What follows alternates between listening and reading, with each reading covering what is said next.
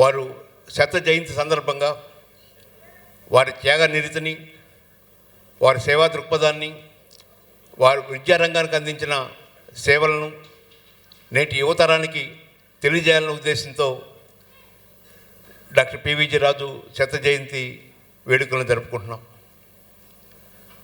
చాలామంది అడిగారు, వారు ఎక్కడో శ్రీకాకుళం, విజయనగరం, విశాఖపట్నం చెందిన వ్యక్తి కదా, గుంటూరులో జరపటం సముచితమేనా అని. కానీ మా మిత్రులు రవికృష్ణ గారు ఇంకుల దగ్గర పూసపాడనే గ్రామం యొక్క కైఫియత్తును బయటికి తీసి వాటిని ముద్రించి, విజయనగర రాజుల యొక్క మూలాలు గుంటూరు జిల్లాలో ఉన్నాయని, పూసపాడు వారి పూర్వీకుల స్వగ్రామం అని చెప్పని తెలియజేయటమే కాకుండా ఈరోజు ఆ పుస్తకాన్ని ప్రచురించి ఇక్కడ ఆవిష్కరణకి తీసుకొచ్చాం.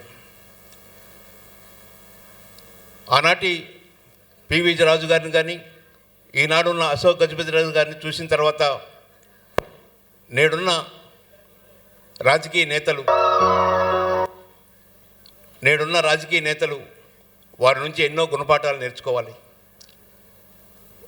వారు ఆస్తులు ప్రజలకి అందించి మహానుభావులయ్యారు. నేడున్న రాజకీయ నాయకులు అత్యధిక మంది రాజకీయాలకు వచ్చిన తర్వాత ఆస్తులు సంపాదించుకుంటూ అందరితో ఊరుకోకుండా ప్రోటోకాల్ కావాలి, గౌరవాలు కావాలి, బోర్డులు కావాలి, సైన్ బోర్డులు కావాలి, సత్కారాలు కావాలి, సన్మానాలు కావాలి అని కోరుకుంటున్న ఈ నేపథ్యంలో దానికి భిన్నంగా జీవిస్తున్న అశోక్ గజపతి గారిని మనందరం ఆదర్శంగా తీసుకోవాలి.